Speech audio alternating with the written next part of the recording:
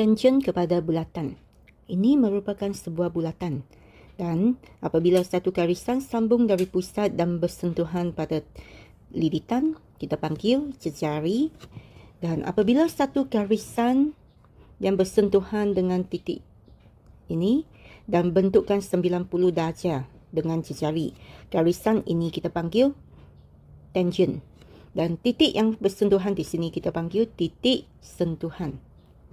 Sebagai contoh, ini merupakan tayar bagi sebuah kereta. Jejarinya dari pusat sampai sini. Dan lantai akan membentukkan satu tangen di sini. Okey, yang ini ialah tangen dan titik ini ialah titik sentuhan. Hari ini kita akan belajar sudut di antara tangen dengan jejari. Cuba perhatikan gambar ini. Okey, garisan mana yang merupakan tangen? Ya, garisan CB ialah tangen dan garisan AB juga merupakan tangen. Okey, garisan CB ialah tangen sebab dia membentuk 90 darjah dengan jejari. Okey, AB pun merupakan tangen sebab AB juga membentuk 90 darjah dengan jejari.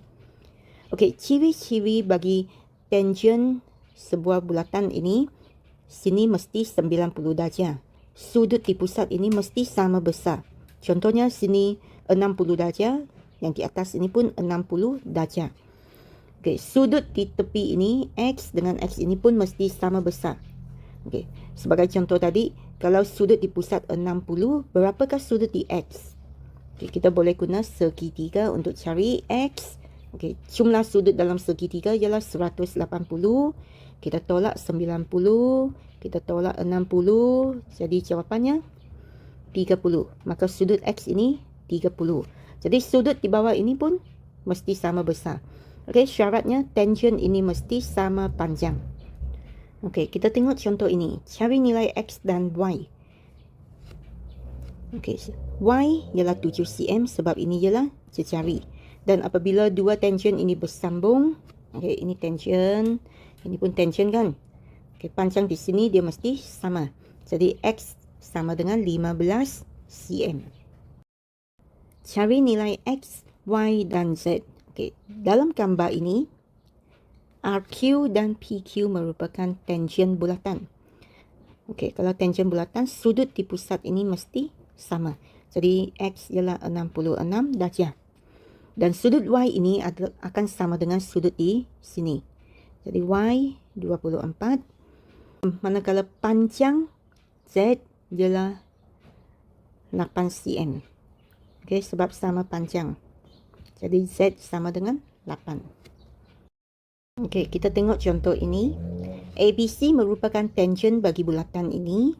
Jadi kalau ABC ialah tangen, di sini mesti 90 darjah. Okey, sekarang kita mau cari X. X terletak di dalam segitiga ABO. Kalau dalam segitiga, kita perlu kaitkan jumlah sudut di dalam segitiga ialah 180 darjah. Jadi kita perlu tolak dengan sudut 90.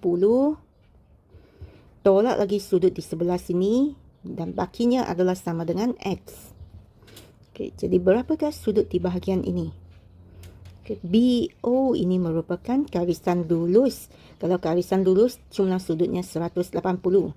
Jadi apabila kita tolak dengan sudut bersebelahannya, kita akan dapat 42 darjah. Jadi sudut di dalam ini ialah 42 darjah. Okay, jadi untuk cari X, kita 180 tolak 90 tolak 42. Jadi jawapan untuk X ialah 48 darjah. Cari nilai X dan Y. Okey, kita tengok nilai X ini dia terletak di dalam segitiga ini. Okey, ciri-ciri segitiga ialah jumlah sudut di dalam segitiga mesti 180. Dan di sini dia merupakan segitiga sama kaki. Sebab garisan ini adalah sama panjang.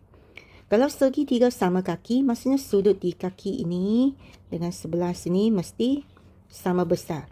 Okey, jadi kita boleh guna 180 tolak 140. Okey, bakinya ialah 40.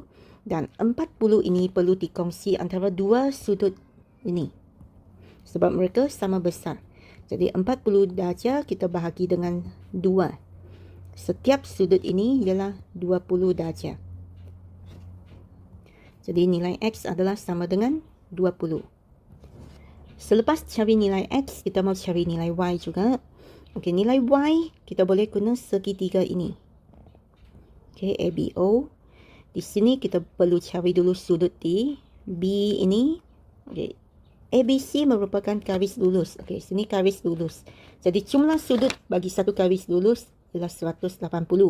Jadi untuk dapat sudut di B ini, kita tolak dengan sudut bersebelahannya iaitu 140. Jadi kita dapat 40 darjah di bahagian ini.